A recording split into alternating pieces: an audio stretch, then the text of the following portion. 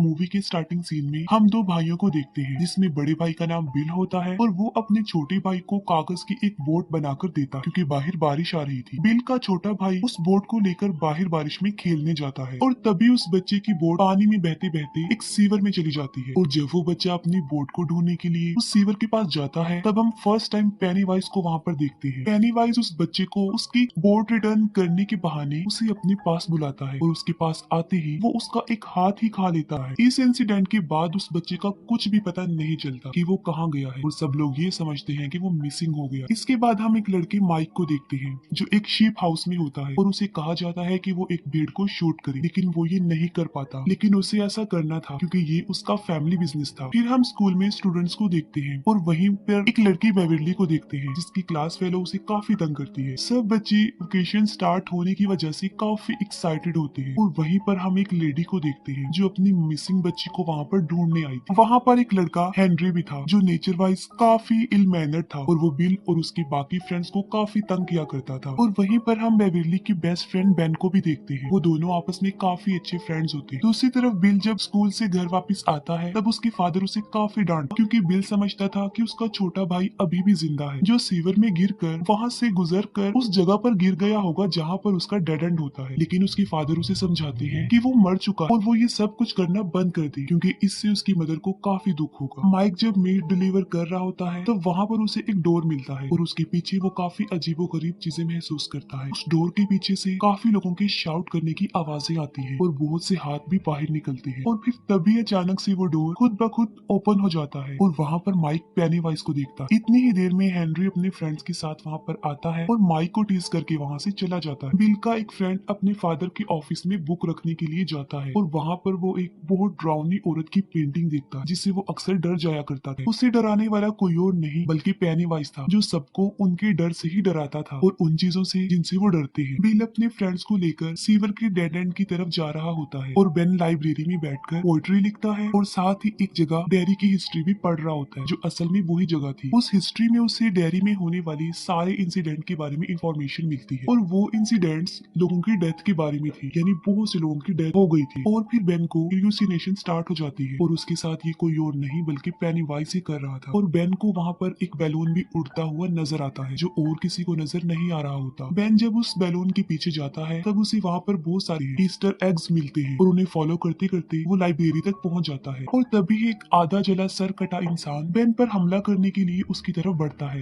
लेकिन बेन वहाँ से भाग जाता है। बेन जब वहाँ से जा रहा होता है तब हेनरी और उसके फ्रेंड उसे पकड़ लेते हैं, उसे काफी परेशान करते हैं और यहाँ तक कि हेनरी एक नाइफ से उसके पेट पर एच लिख देता है। इसी दौरान कार में एक कपल भी वहाँ से गुजरता है और बेन उनसे हेल्प मांगता है, लेकिन वो लोग उसकी एक नहीं सुनते। उसी कार में बेन एक रेड बैलून देखता है जिससे ये साफ जाहिर था कि वो कपल जो गाड़ी में बैठा हुआ है अब वो भी पेनीवाइज के कब्जे में आ चुके हैं। तभी किसी तरह बेन अपनी जान छुड़ाकर वहाँ से भाग जाता है और वो बैड ग्रुप उसका पीछा करते हैं। दूसरी तरफ बिल अपने फ्रेंड्स के साथ उस सिटी के सीवर के डेड एंड पर अपने भाई को ढूंढ रहा होता है, लेकिन वहाँ पर उसे किसी और बच्चे का जूता मिलता है। लेकिन इससे पहले कि वो सब लोग बिल के भाई को ढूंढने के लिए अंदर जाते इंजर्ड बेन वहाँ पर आ जाता है। वहीं पर बिल का एक फ्रेंड बिल के छोटे भाई को ढूंढने के लिए अंदर चला जाता है और वहाँ पर उसे बहुत सारे गोस्ट नजर आते हैं। उसे वहाँ पर बहुत सारी सॉल्स नजर आती है और पेनीवाइज उसे मार डालता है। बिल और उसके बाकी फ्रेंड्स बेन के लिए बैंडेज इक्विपमेंट्स ले रहे होते हैं, लेकिन उनके पास पैसे कम होते हैं। उसी मार्केट में बेविरली भी होती है जो मेडिसिन लेने में उनकी हेल्प करती है और फिर ये फ्रेंड्स ग्रुप बेविरली को उनके साथ तालाब पर चलने के लिए इनवाइट करते हैं। बेविरली जब घर पहुंचती है तब उसके फादर एज यूजुअल उसके साथ काफी अजीब बिहेव करते हैं। अपने फादर के बिहेवियर की वजह से बेविरली काफी अपसेट रहती थी और इस बार तो वो इतनी दुखी होती है कि वो अपने बाल काट लेती है। फिर वो सब फ्रेंड्स और बेविरली तालाब पर काफी इंजॉय करते हैं। ये सब फ्रेंड्स मिलकर बेन के घर जाते हैं और वहाँ पर उसका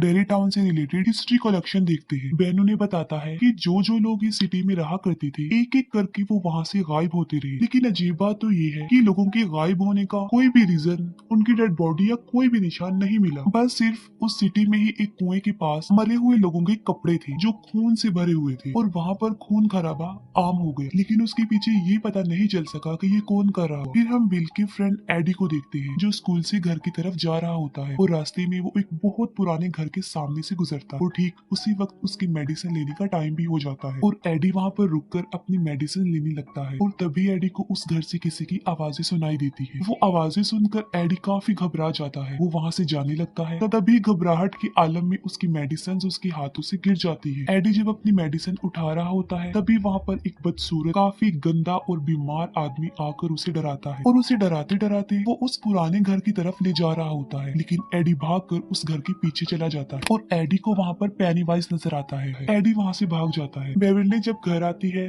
तब उसे एक पोएट्री कार्ड मिलता है जिसे पढ़ने के लिए वो वॉशरूम में जाती है। बेविल्ली जब वो पोएट्री पढ़ रही होती है तब उसे वॉश सिंक से बच्चों की आवाजें सुनाई देती है। बेविल्ली जब एक मेजरिंग टेप उस सिंक के अंदर डालकर बाहर निकालती है तब वो खून से भरा हुआ वापस आता है और उस पे इंसानी बाल भी लगे होते हैं जो बेविल्ली की पूरी बॉडी से लिपट जाते हैं और उसे अंदर की तरफ खींचते हैं। इसके बाद उस वॉश सिंक से बहुत सारा खून तेजी से बाहर निकलता है और पूरा वॉशरूम और बेविल्ली खून से भर जाते हैं। बेविल्ली की रोने की आवाज सुन के उसके फादर भी वहाँ पर आ जाते हैं, लेकिन वो ऐसा रिएक्ट करता है जैसे वहाँ पर कुछ भी नहीं हुआ। बिल जो कि अपने छोटे भाई को काफी मिस कर रहा होता है, लेकिन तभी वहाँ पर उसे किसी के होने का एहसास होता है और वहीं पर उसे किसी के पाँव के निशान भी मिलता है और जब वो उन पैरों के निशान के पीछे जाता है तब उसे उसका छोटा भाई नजर आता है जो उसे बेसमेंट में ले जाता है। पहले बिल का छोटा भाई उसे इमोशनली ब्लैकमेल करता है और फिर देखते ही देखते एक शैतान में तब्दील हो जाता है और तभी वहाँ पर पेनीवाइज भी आ जाता है जो बिल पर अटैक कर देता है, लेकिन ठीक वक्त पर बिल अपनी जान बचाकर वहाँ से भाग जाता है। फिर बेविल्ली उन फ्रेंड्स को अपने घर बुलाकर उन्हें अपना वॉशरूम दिखाती है। सब बच्चे भी देखते हैं कि वहाँ पर बहुत ज्यादा खून है, लेकिन बेविल्ली सोचती है कि उसके फादर को वो क्यों नहीं नजर आ। फिर वो सब मिलकर वॉशरूम क्लीन करते हैं। वो फ्रेंड्स आपस में डिस्कस करते हैं कि कुछ ना कुछ तो गड़बड़ जरूर है क्योंकि उन लोगों के साथ भी कुछ ना कुछ अजीबोगरीब हो रहा है और वो जोकर उनको भी नजर आता है। तभी कुछ दूर फासले पर उन्हें हेनरी की कार और माइक की साइकिल नजर आती है और वो माइक को बचाने के लिए फौरन भागते हैं। दूसरी तरफ हेनरी और उसके फ्रेंड्स जबरदस्ती माइक को कच्चा गोश्त खिलाने की कोशिश करते हैं और उसे काफी पीटते भी हैं। तभी कुछ दूर फासले पर माइक को पेनीवाइज नजर आता है जो एक बच्चे का हाथ खा रहा था और साथ साथ वो माइक को एक अजीब सी स्माइल भी दे रहा था और तभी फौरन वो फ्रेंड्स वहाँ पर पहुंच जाते हैं और हेनरी और उसके फ्रेंड्स पर पत्थरों की बारिश कर देते हैं और वो लोग माइक को सेव कर लेते हैं। फिर वो ग्रुप मिसिंग होने वाली बच्चों के पोस्टर देख रहे थे। तभी बेन उन्हें बताता है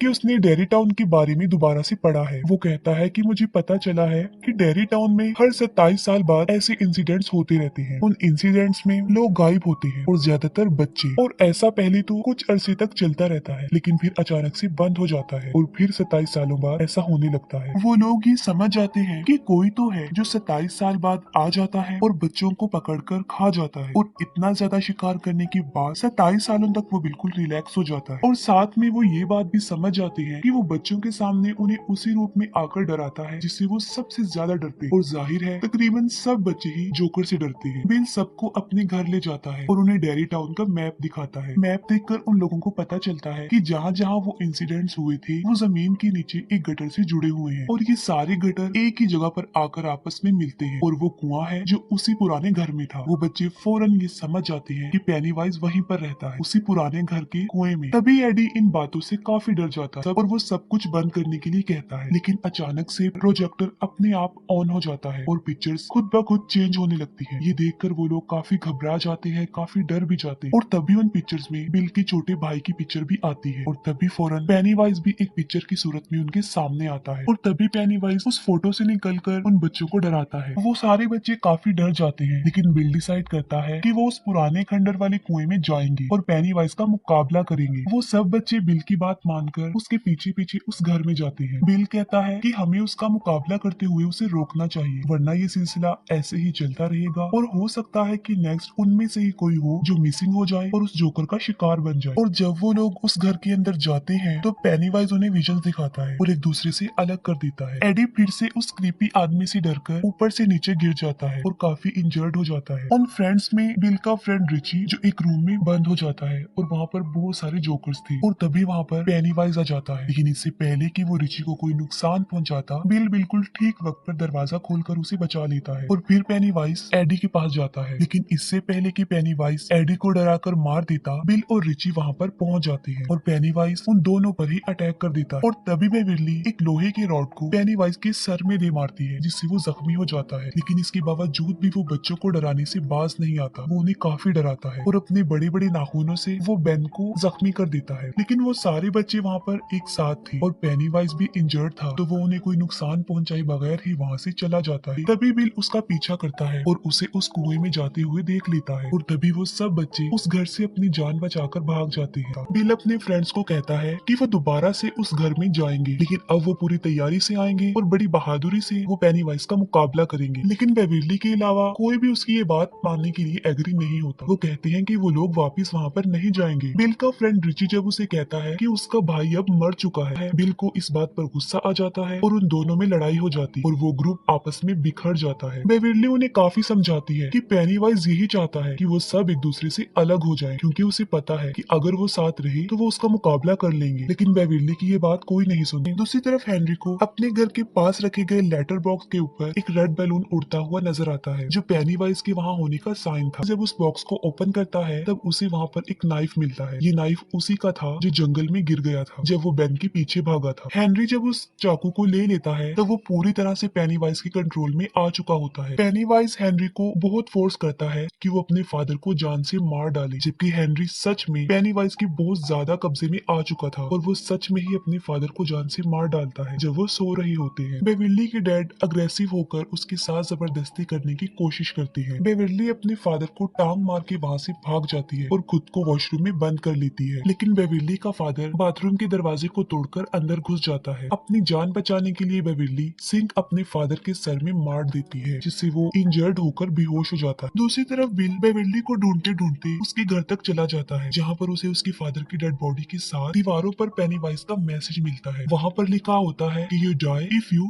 ट्राई। बिल अपने सब फ्रेंड्स को बताता है कि पेनीवाइज बेविली को ले गया है और वो बेविली को बचाने के लिए फिर से एक हो जाते हैं और फिर वो लोग दोबारा से उस घर में आते हैं। लेकिन इस बार वो अपनी पूरी तैयारी से पेनीवाइज का मुकाबला करने के लिए हथियार भी अपने साथ लाए होते हैं। दूसरी तरफ बेविली के ऊपर खून के कुछ कतरे गिरते हैं, जिससे वो होश में आती है और वो देखती है कि वो एक गटर में है, जहाँ पर कचरे का एक बहुत बड़ा ढेर काफी ऊंचाई तक लगा होता है और वहाँ पर बच्चों की डेड बॉडीज भी हवा में फ्लाई करती है। तब बेविली वहाँ से भागने की कोशिश करती है, लेकिन पेनीवाइज उस पर अटैक कर देता है और उसे काफी डराता है। लेकिन बेविली नहीं डरती। बेविली बड़ी बहादुरी से उसका मुकाबला करती है। पेनीवाइज जब दिखता है कि वो उसे नहीं डर रही तो वो उसे उसका असली रूप दिखाता है और वो पेनीवाइज की एक डेड लाइट भी थी। उसे देख बेविली फौरन बेहोश हो जाती है। सारे बच्चे कुएं से नीचे उतर जाते हैं, लेकिन सबसे लास्ट में जब माइक की बारी आती है तब हेनरी उस पर अटैक कर देता है। उसे मारने की कोशिश करता है, लेकिन माइक उसका मुकाबला करके कुएं से उसे काफी नीचे गिरा देता है। वो लोग जब नीचे उतर रहे होते हैं तब उनका एक फ्रेंड उनसे बिछड़ जाता है और यहाँ पर पेनीवाइज उस भयानक पेंटिंग वाली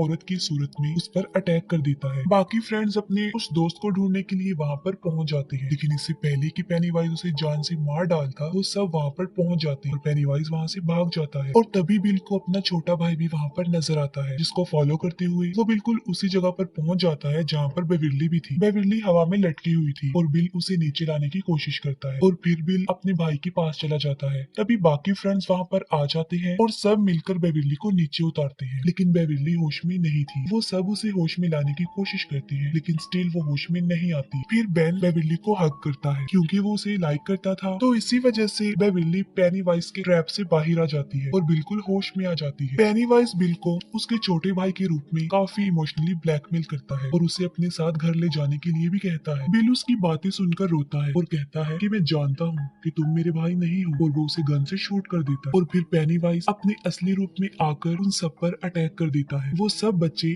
एक होकर उसका मुकाबला करते हैं, लेकिन फिर पेनीवाइज बिल को पकड़ लेता है। पेनीवाइज उनको बताता है कि तुम लोग मुझसे जितना डरोगे मेरी पावर उतनी ही ज्यादा बढ़ती जाएगी। वो कहता है कि तुम बिल मुझे दे दो, उसके बदले में मैं तुम्हारी जान बख्श दूंगा और तुम यहाँ से चले जाओ। मैं इसे खाकर 27 सालों तक सोने के लिए चला जाऊंगा और तुम लोग भी अपनी लाइफ में वापस चले जाओ। पेनीवाइज के यही अल्फाज उसी पर भारी पड़ जाते हैं। वो सब बच्चे बिल्कुल एक होकर उससे लड़ते हैं। पेनीवाइज उन बच्चों को हर उस रूप में डराने की कोशिश करता है जिससे वो सबसे ज्यादा डरते हैं, लेकिन वो बच्चे नहीं डरते। लेकिन अब पेनीवाइज उनसे डरने लगता है, क्योंकि वो सब एक थे और डर भी नहीं रहे थे, और यहाँ तक कि मार मार के भी वो पेनीवाइज को काफी जख्मी कर चुके थे। उन बच्चों का बिल्कुल एक हो जाना पेनीवाइज को हारने पर मजबूर कर देता है और पेनीवाइज डरते हुए भूखा ही 27 सालों के लिए सोने के लिए चला जाता है। ये मूवी यहीं पर एंड हो जाती है।